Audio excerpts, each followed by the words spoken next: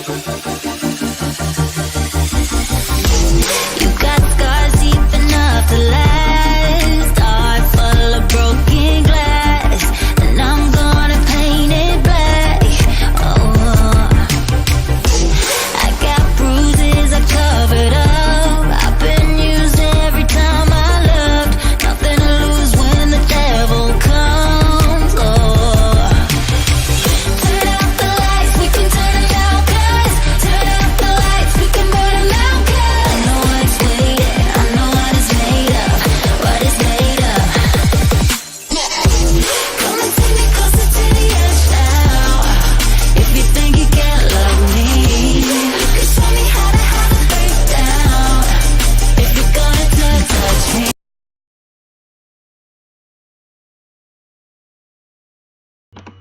Welcome to the fifth installment of Through the Looking Glass. Tonight we'll be discussing FDA experimental drugs and treatments, and with a subsection on prion diseases. So, Lucy, would you like to go ahead and start us out with the research that you've conducted on naloxone and Narcan-like drugs for the treatment of depersonalization, derealization disorder? Yeah, sure. First, I'd just like to tell our viewers what depersonalization, derealization disorder is, in case they haven't heard. It essentially is a reaction, usually to trauma or large amounts of stress, and it's an experience which could be identified as an out-of-body experience. Typically, about 50% of the population will experience it at some point in their life, and they'll feel like they're in a dream, like they're in a movie, and like what is in their life is not so much of theirs. If that makes any sense. There's no good way to describe it. There's no good way to describe it without a metaphor. But to have a depersonalization, derealization disorder, that means that you have it reoccurring and not just once every year, once in a lifetime. This would have to be a chronic condition. Yeah, or for a very long time. So I have personal experience with this, and what I want to talk about tonight is a few drugs. One the audience might have heard about, which is typically referred to as Narcan. Its actual medical name is naloxone, and a cousin medicine to this is naltrexone. And now, derealization, depersonalization disorder is one of the few psychological issues or disorders that still really doesn't have a good treatment path. There's no effective medicines against it, and there's not many good therapy paths either. And people who have this typically do have it chronically. So drugs like fluoxetine, antidepressants, lamotrigine, these might be mildly significant at dealing with symptoms such as anxiety and depression, but there has been no success in them treating the actual derealization, depersonalization experiences. Now, would you say that derealization and depersonalization, do you think that that's a symptom of an underlying disorder, or do you think that's a mental illness in and of itself? Well, typically it is, caused by something deeper, like a childhood trauma or traumatic or acute stress in one's life. But it is possible for this disorder to stand alone, and it can also be caused. Go ahead. Go ahead. Because my understanding of depersonalization, derealization is it's a coping mechanism that your brain uses to dissociate yourself from your situation and the trauma or the stress that you're experiencing. Would you agree with that, disagree with that, or find a middle ground there? I'd say for typical people and in a natural setting, not necessarily somebody who has the disorder and goes through it every day, it is definitely a coping mechanism and a response when your brain has a lot of stress. In nature, if a deer was being hunted by a lion and it was being chased down, and it got to the point where the lion was surely the deer was surely gonna get eaten by the lion, what would happen is the lion would release chemicals in its brain, and it would dissociate, and it would make the death more bearable. Bearable, yes. Well, it makes me wonder if you explain it like that, if DMT has any, dimethyltryptamine has any role in depersonalization disorders. I'd like to see a study done on that, because I mean that's Yeah, a very there's very few studies on how neurobiology and hormones play into derealization. There's only really 9 official studies done ever. So it's very sad because it's believed these days that as much as 2% of the population suffers with this disorder, but there's not.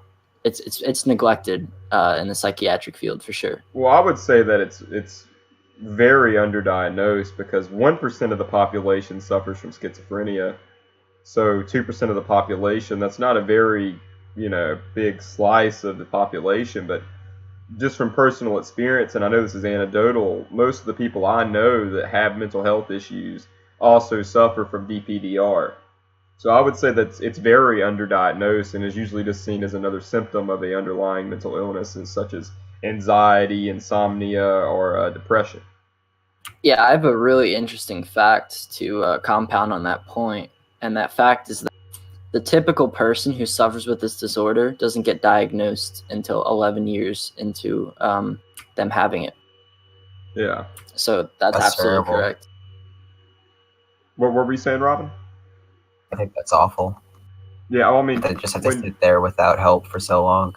When you look at a lot of these diseases that are neglected, I mean, that's the average span, 7 to 15 years, that these people suffer with these disorders and are written off before they get a formal diagnosis. So it's not uncommon.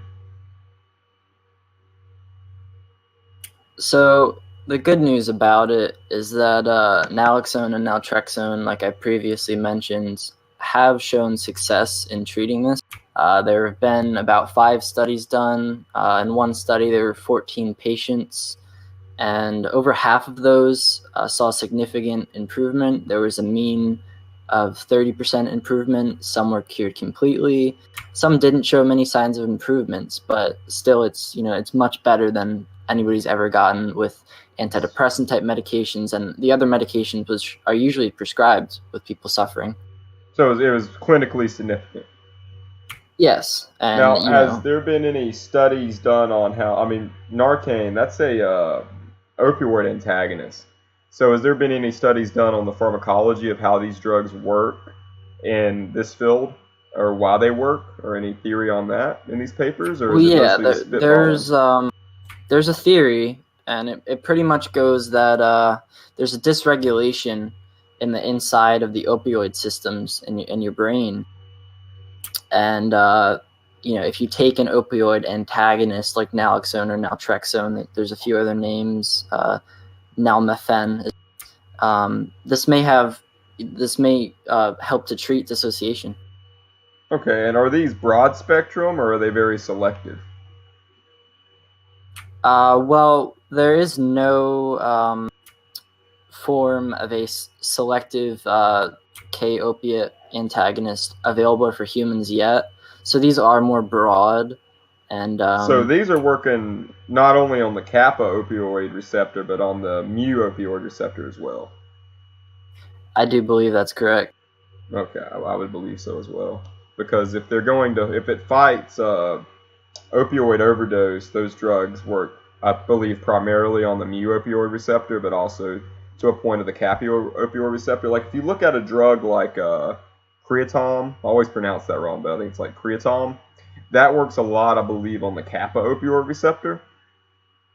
So that's very interesting that something that we use as an analgesiac could also work as work on the same system as an antagonist to treat DPDR. That's very interesting.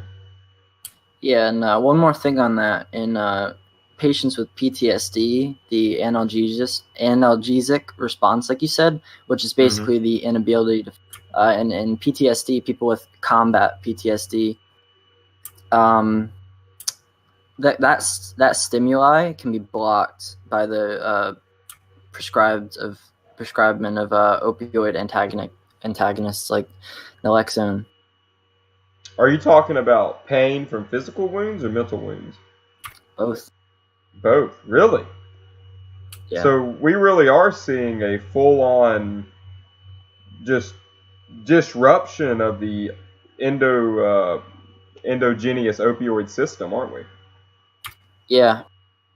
That's really interesting, man. I'm gonna have to look into that. Robin, Lion, is there anything that y'all have to say about that? Going back to your point earlier, 2% of the population is, I think, about 4 or 5 million people Yeah. here in America, Yeah. at least. And it's probably So higher than it's- that too, because it's Yeah, and severely even underdiagnosed. if you think about that, it's 2 people out of every 100. If you think about how many people you interact with every day, just take 2 of them. Mm-hmm. It wouldn't be too long before you had, quite a few. Yeah. And I would also like to point out that I've heard that fluorescent lighting plays into this a lot. That people that suffer Absolutely. from DPDR, fluorescent lighting is a huge trigger. So I mean, we're do you feel like this has become more pertinent in recent years because of the increase of fluorescent lighting? Well, absolutely. I've been suffering from this disorder for pretty much as long as I can remember. And for me, the main part of it has always been the environment. Mm-hmm. And what I mean by that is if I were in a building that was, could provoke anxiety, that was the lighting was weird or bright, it probably wouldn't get triggered. But if I was in an environment like that with people and all these other stimuli, these noises and sounds and lights, that absolutely has, the majority to do with. Well, what it sounds like to me is that in the brains of people with DPDR, they're having trouble processing bulk external stimuli. Yeah, That that's would be my certainly take fair to on it. say. That's not for everybody because there are other causes which are still being studied, but Mm-hmm. it's absolutely true. It is a side effect of stress. Yeah.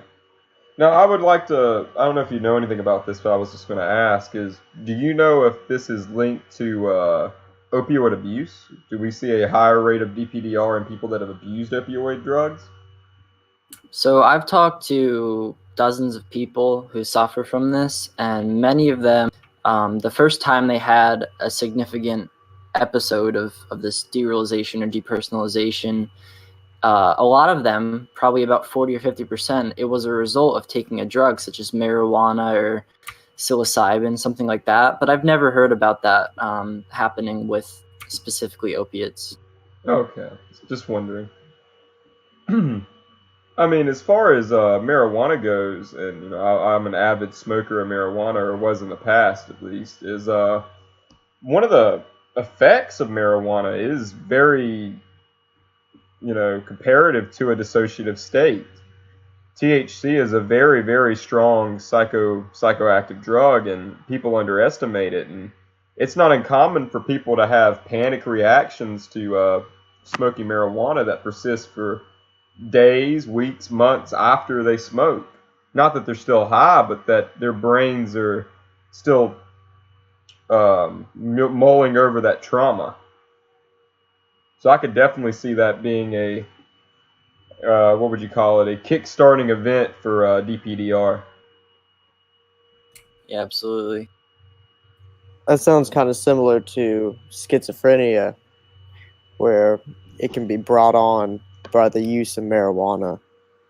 Because in some cases, people with mild or controllable schizophrenia, some of them would be fine their whole lives and be able to live with it.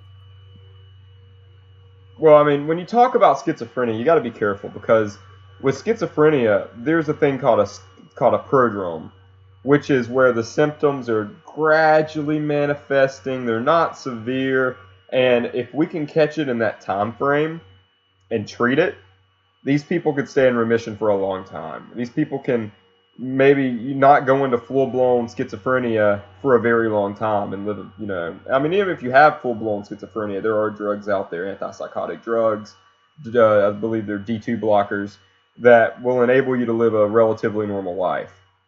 But when you talk about schizophrenia and marijuana, there's been quite a bit of literature on the subject that marijuana does not cause schizophrenia. If you are not predisposed to schizophrenia, you cannot develop it by smoking marijuana. Now, if you have a genetic predisposition to schizophrenia, there we go. To the schizophrenia, yes, marijuana smoking can be a trigger that will bring that out in you, and that is a risk that everybody has to take when they do that drug. But when it comes to talking about DPDR and anxiety reactions, that's much more broad. That can happen to anybody that smokes marijuana. I've had it happen to me. I've seen it happen to many of my friends. We're talking about guys that smoke weed every day, never had a problem. Then one day they hit it and just their neurochemistry that day is a little off, and then they have a panic reaction. And some people get over it in an hour and they're back to smoking. Some people never get over it. Some people just can never touch weed again, or they develop an anxiety disorder. Now, I don't know if that's in the way that we treat mental health in our nation, in America, or if that's just a, hair of the dog that bit them, but it's very interesting. And, I mean, we could definitely go on for a long time about the mental health system in America. Taking 11 years to diagnose somebody with a very clearly defined DPDR, dissociative disorder, is just absurd. And quite honestly, I don't agree with that. We shouldn't have that in our country. Well, the myth that marijuana caused schizophrenia was perpetuated a lot back in the early parts of our country, but I wasn't speaking about that. I was talking about if you already had it, but if it was controllable, marijuana supposedly is shown to make it worse. Like make it from it is controllable to much worse, but it won't give it to you. What we find is people with mental illnesses self-medicate with drugs at an increased rate. Tobacco smoking has been linked to depression. And, I mean, we're going to get into that later tonight. I'll have a whole little spill on ketamine infusions being used to treat depression and my own theory on it, but we'll get into that later. I'm not going to go into that right now. We're talking about DPDR, but definitely, man. I mean, I could see how glutamatergic drugs like nicotine.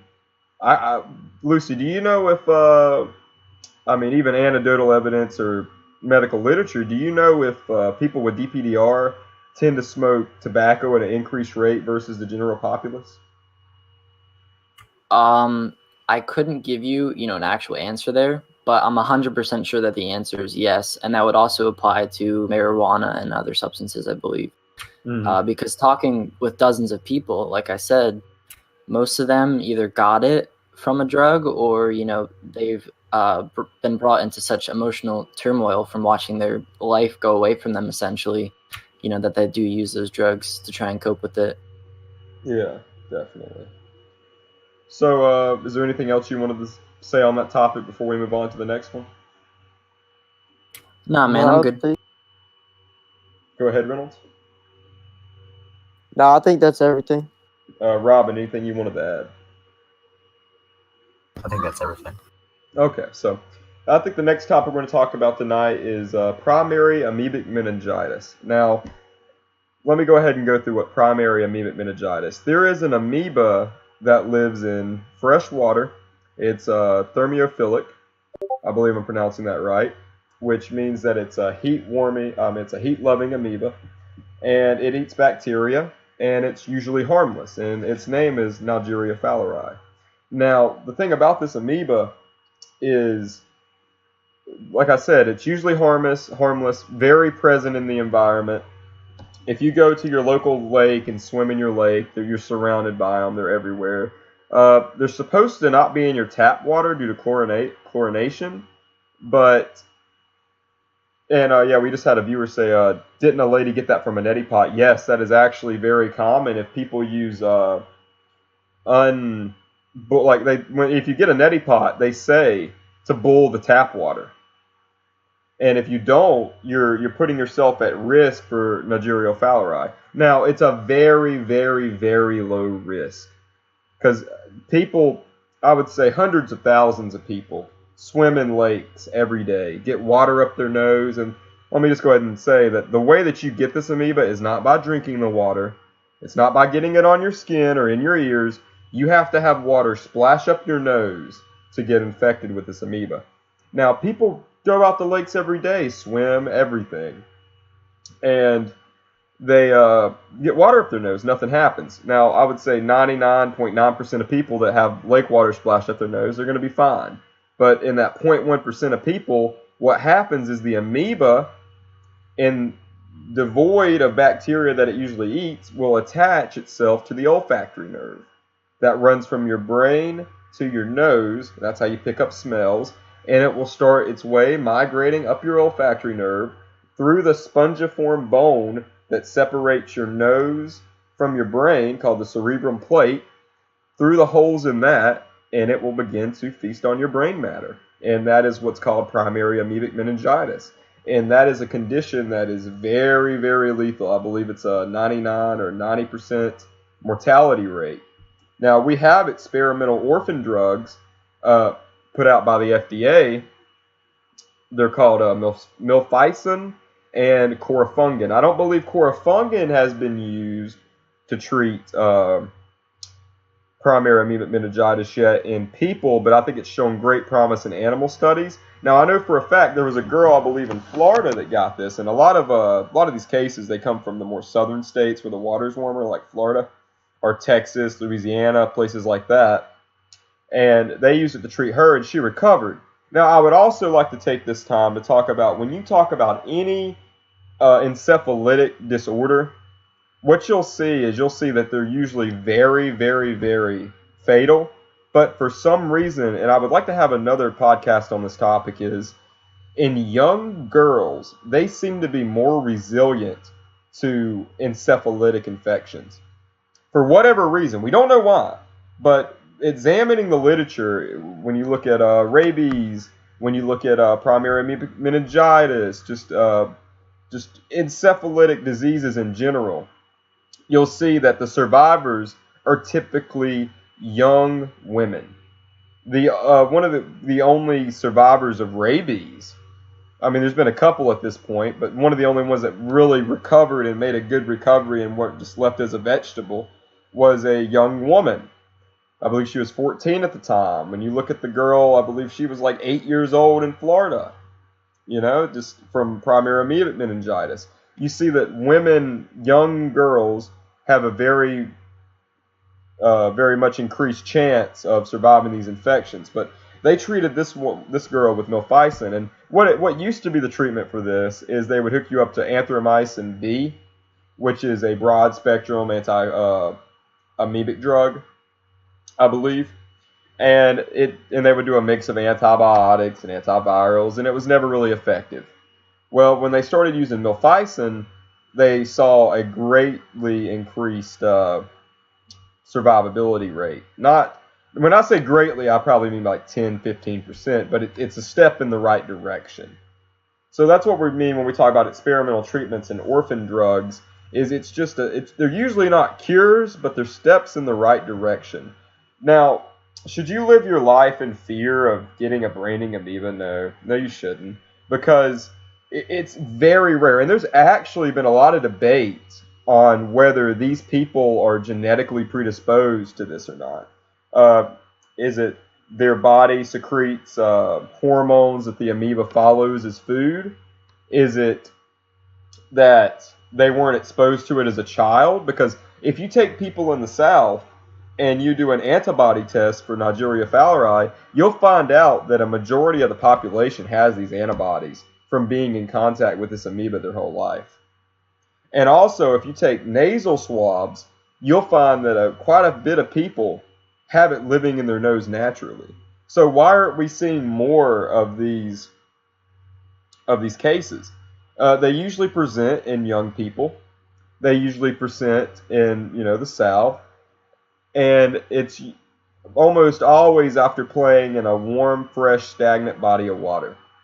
like a lake. There was people that get them from neti pots. They're taken, and that's mostly linked to Louisiana, I believe. And that's because the pipe system was very old and the water wasn't chlorinated enough. And if you take that water, put it straight up your nose, you're creating an environment where you could potentially get this fatal infection.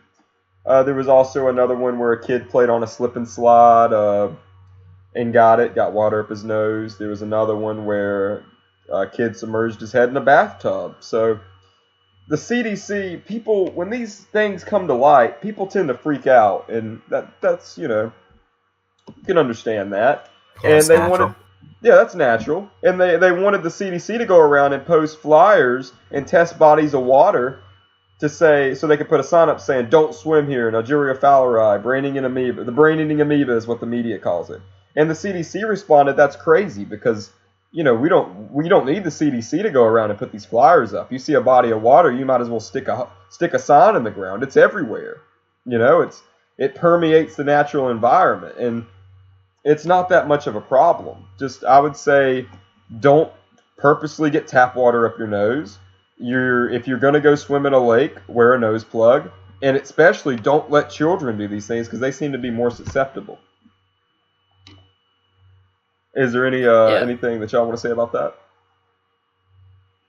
I mean, yeah, I would agree. I think stagnant water is probably where you're risking, and I think there's more common infection risks and other diseases and parasites that are more likely than this. But yeah, for the most part, you're good to go. But More people drown every day swimming in freshwater lakes than die for this in like 20 years. We get like That's very true. 3 or 4 cases a year. If you're going out to the lake with your children, make sure they wear floaties. Be more concerned with that than them dying of a brain-eating infection.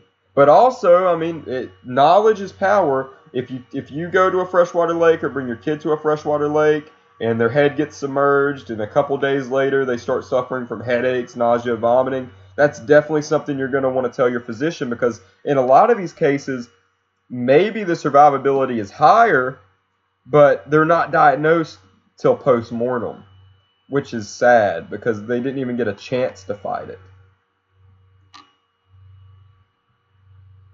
So any closing thoughts on that before we move on? Hello?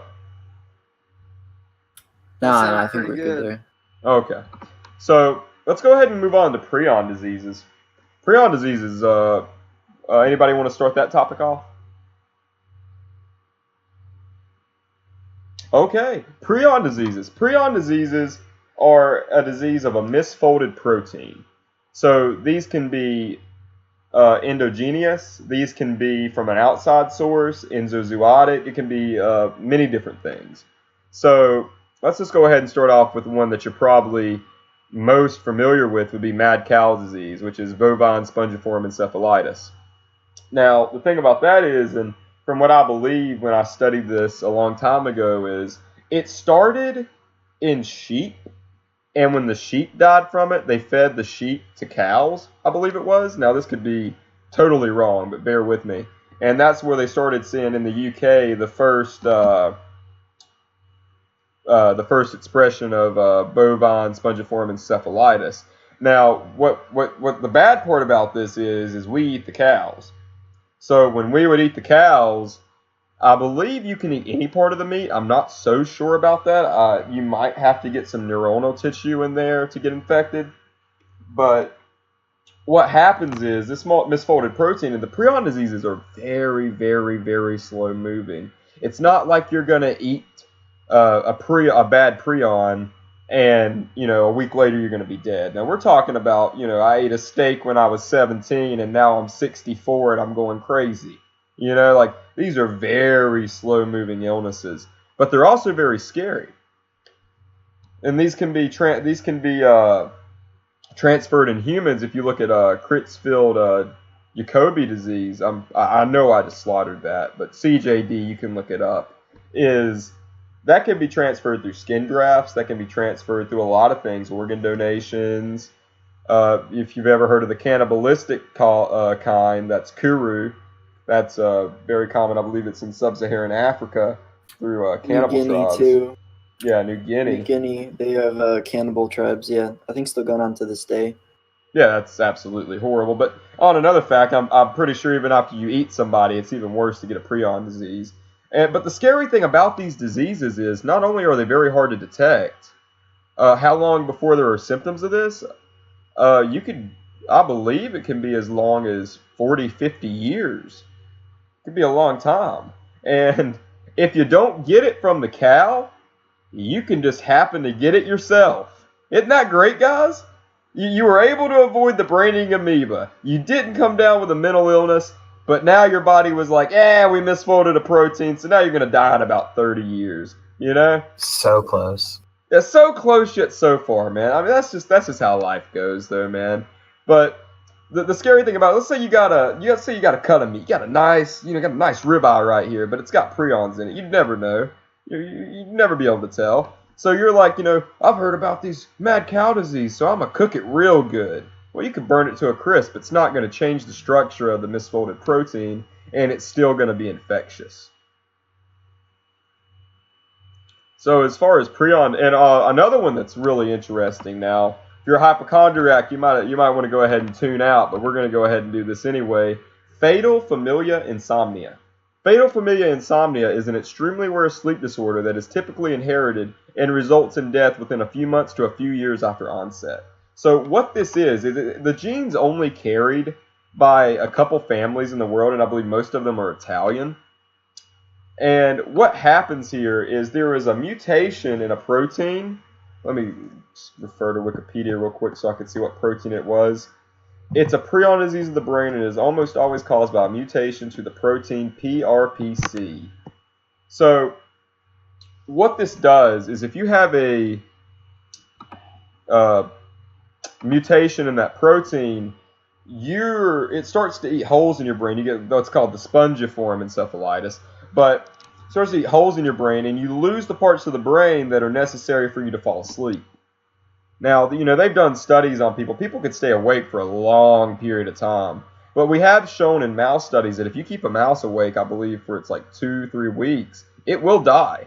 We don't know why we need sleep, but we know that it's very important. So what these people will do is they'll lose their ability to sleep. They'll start hallucinating from staying awake.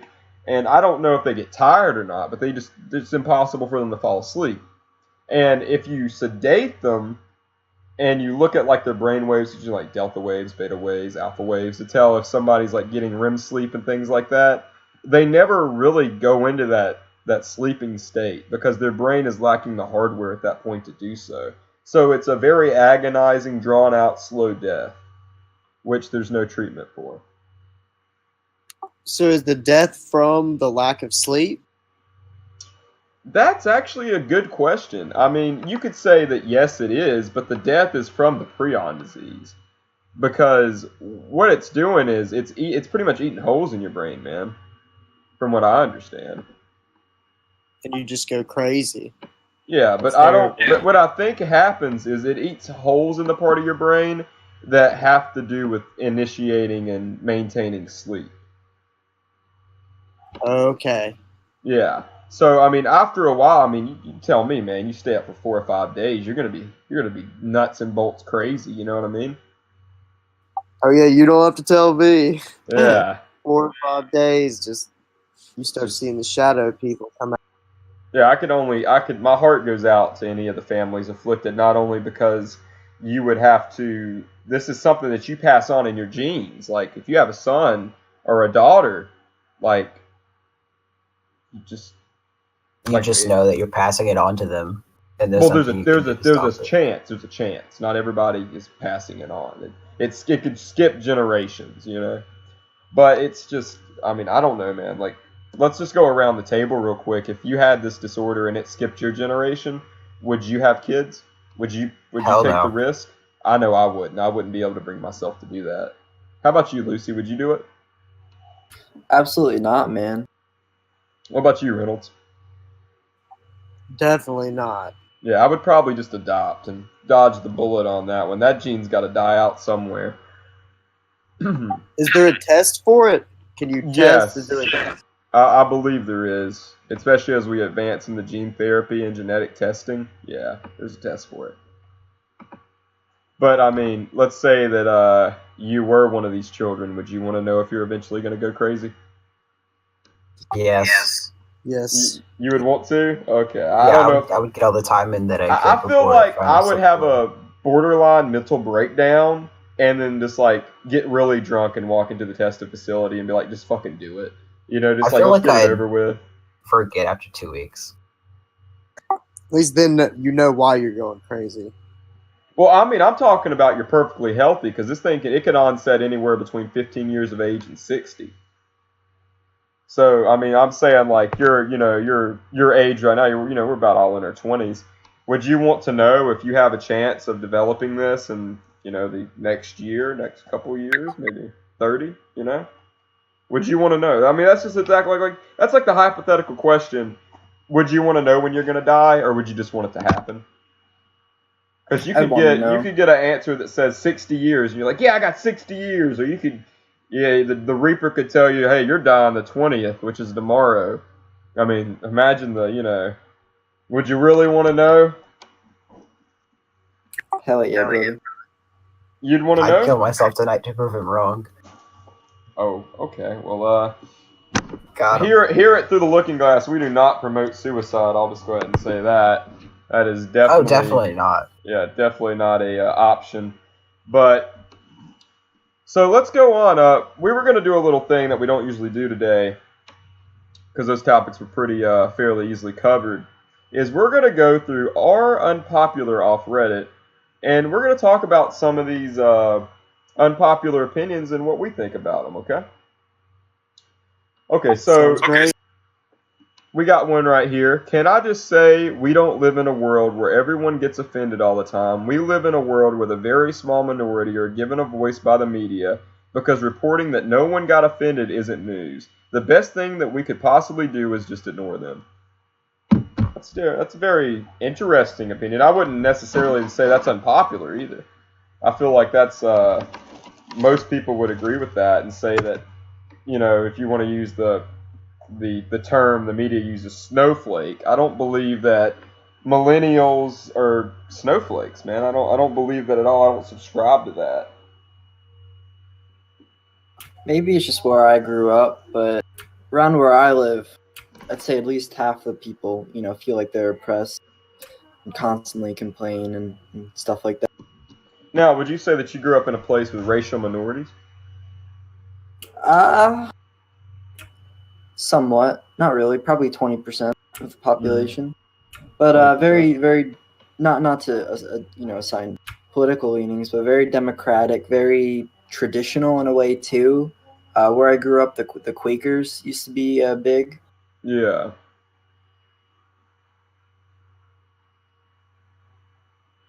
Okay. I feel like that's the opinion of most people in the South.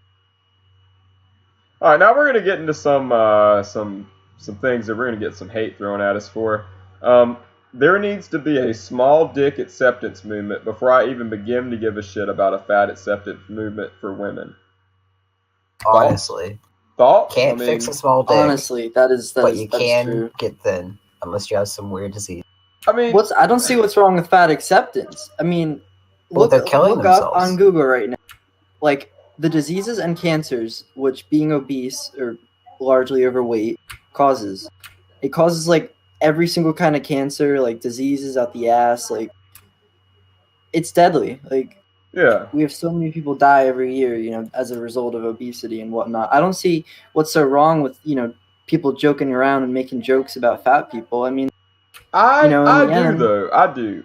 As somebody that used to be overweight, there is definitely a problem with the way that our society treats obese people or overweight people. It's not right. It's not productive. Now, should we accept them? Yes. Now, should we glorify being overweight? Hell no. It's not Absolutely healthy. not. Yeah, it's not healthy. These people need to, if it's not a genetic cause or an environmental cause, if it's just overeating and stress, these people need to get help. Because not because I don't want to look at them, not because I care. I mean, if you're fat, man. I don't care. It's just I'm worried about your health, and I'm sure you are too. You know. Yeah, but if we decide to not joke about certain groups of people, when I wonder, like, where does that end though? Like, when do you? It What spirals jokes? really quickly.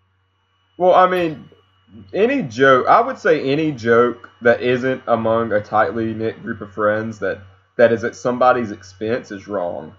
Now, have we all made those jokes? Yes. Does that make us bad people? No, but we should strive as a society to set these boundaries.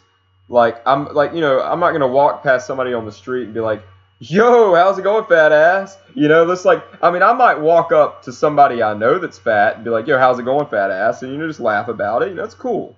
But you don't just rip into somebody. You know what I mean, on the street like that. I mean, imagine what kind of mindset that puts them in, man. It's not right. And I see people do this all the. We got somebody echoing. Whose mic's echoing back? That might be mine. Yeah. Yeah, you just need to mute the stream, I think. But it's just not right. And we had a viewer say, "I'm mad about Baby It's Cold Outside being banned." Now, I actually read an article about this. So what it was banned for is it was supposed to have rape culture and influence rape culture, which is totally wrong. That song has nothing to do with rape culture. That song is actually about empowering women. It was from a time where if a woman stayed over at a man's house, a woman wasn't able to fulfill her sexual desires without society judging her. So that whole song was about finding an excuse so she could stay there without being seen as promiscuous. And you know what? Actually, for our viewers, I mean, this might get muted because it might be copyrighted, but just for our viewers, we're going to go ahead and play that song and let them listen to it, and we can talk about it as it goes. Let me go ahead and pull it up. I'm not really too worried about it getting muted. I think that song's old enough to not have a. Yeah, I'm not sure.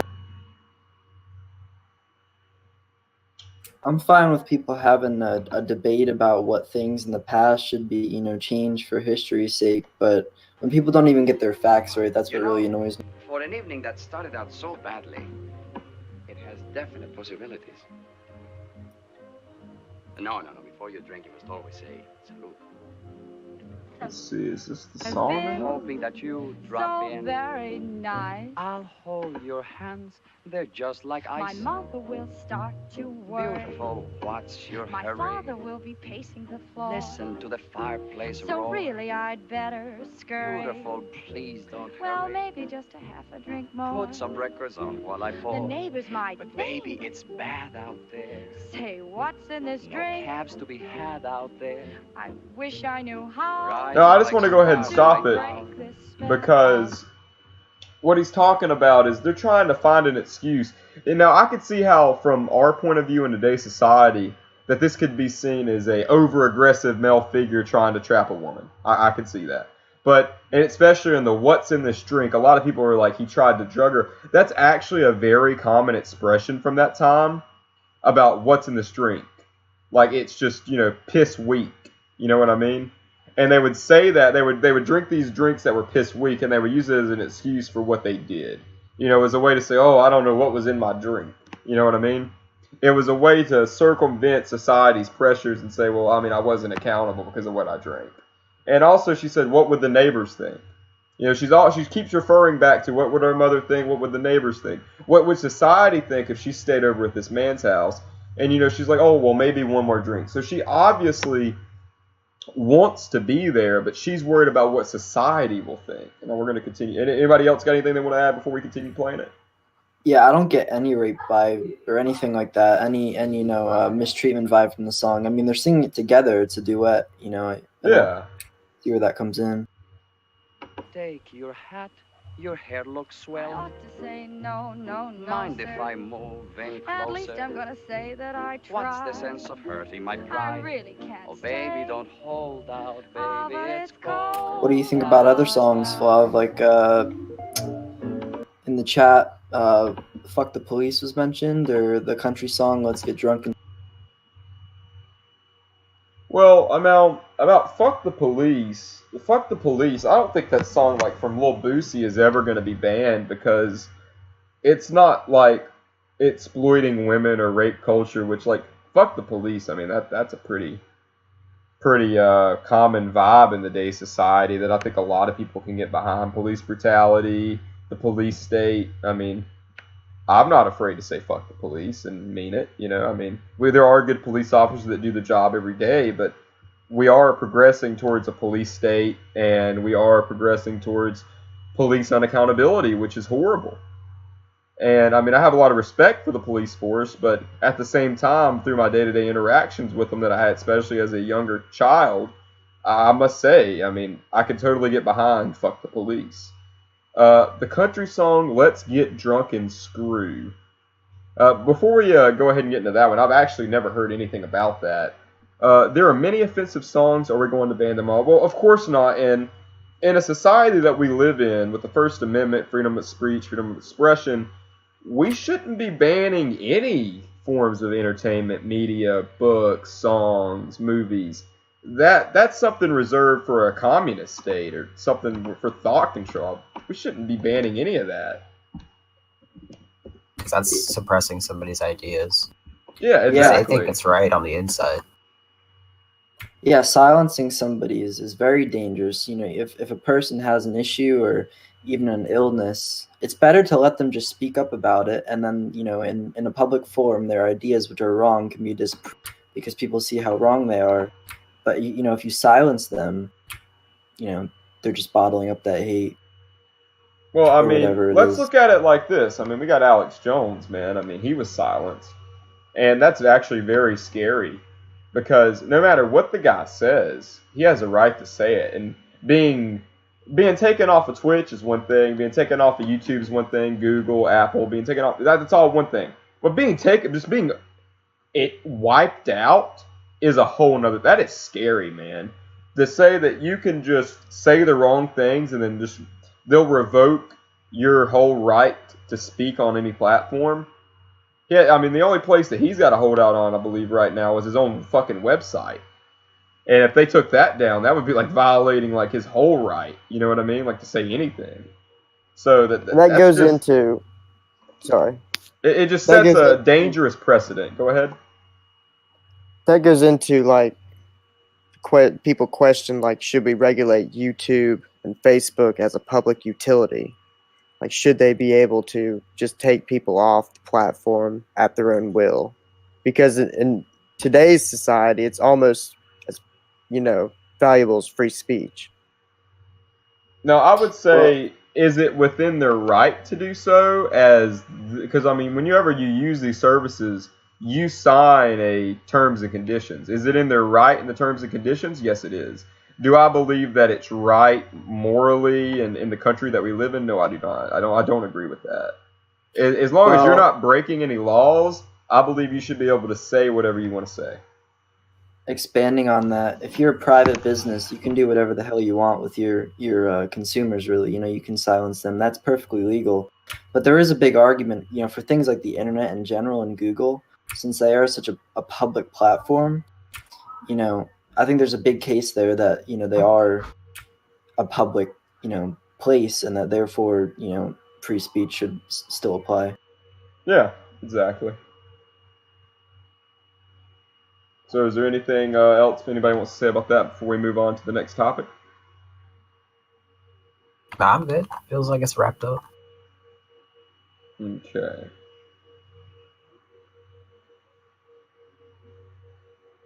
Okay, another one. Apparently there's some angry men on the unpopular opinion today.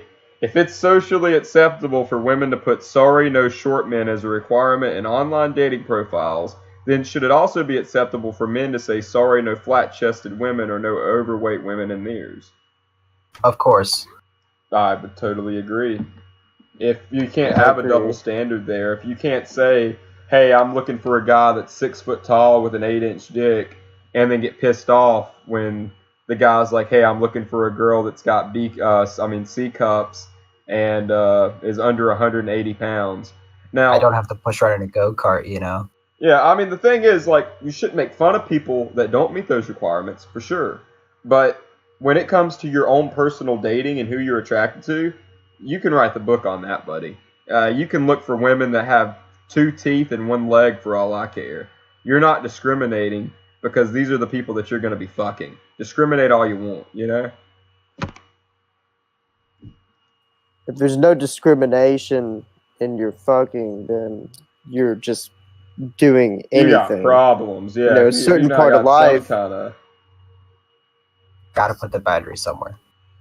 I think discrimination in some forms is kind of required, you know, being able to discern the difference between different things, you know. You can't just pick anything out of the bag and fuck. It is fairly well proven that racism and other things are already built into humans, you know. Everybody discriminates somewhat. All right, so we got Just another naturally. topic that we're going to go over because we're running out of airtime, and then we're going to go over a lighthearted one. If a woman hits a man, he has every right to hit her back. Well, no. I don't know about that because if you're a typical man, if a woman hits me, man, I'm not going to hit her back, dude. I'm going to restrain her or get away from her, but I'm not going to clock a woman, bro. Like, if you clock a woman, you're a sorry piece of shit, in my opinion. Now, if you got one of these big old Amazonian girls, you know, like Wonder Woman up in that bitch, just going at you, beating the shit out of you, you might need to defend yourself. But in most cases, what people use this as an excuse to do is a woman slaps them, so they just beat the shit out of her. No, fuck you, bro. You're a sorry piece of shit, and you know it. You know? Yeah. Any thoughts about that before we move on? No, I'm in agreement. I think we all right. are in agreement. Okay, so this is from 1 month ago. This is the lighthearted topic before we go off the air. Dear humans, vanilla is not a plain, boring, or flavorless. It is a flavor, and a which one at that. Blame ice cream's history. I love me some vanilla. I love vanilla, but like vanilla pistachio ice cream tastes just like vanilla, but it's just a little bit sweeter. You're crazy. You're absolutely insane. Have you ever had it? Yes, I have, and it tastes totally different.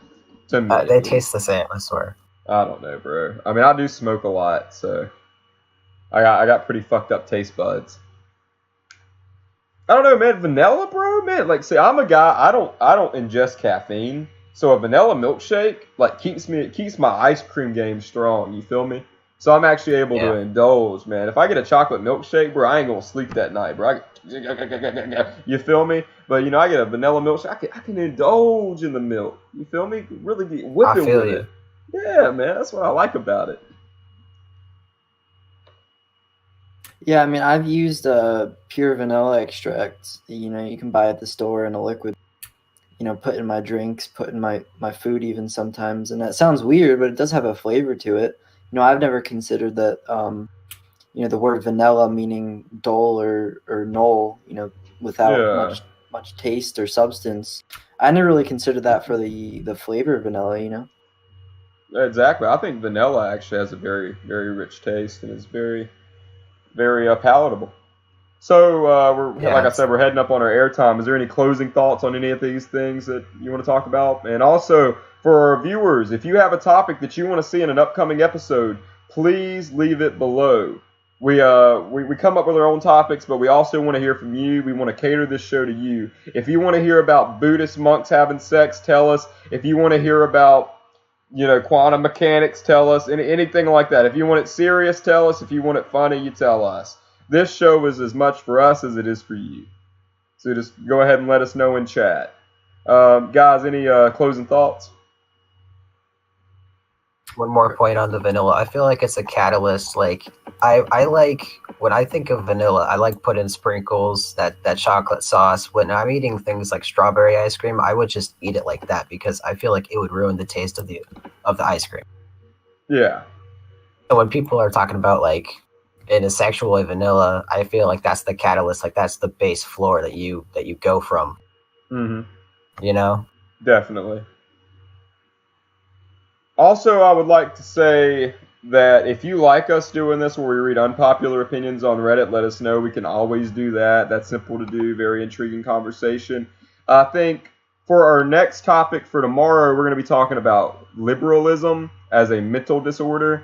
And we're going to be talking about the myth that the Republican Party and Democratic Party switched platforms at some point in time.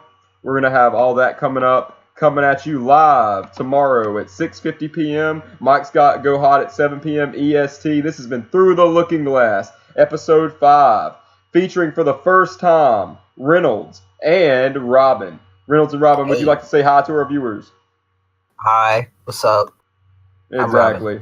That's Reynolds, a okay? lot of applause. Yeah, that's a lot of applause. A lot of applause. You can't hear it because, you know, they're Yeah. miles away, but Definite. they're letting them have it, man. But until next time, this has been Through the Looking Glass, signing off.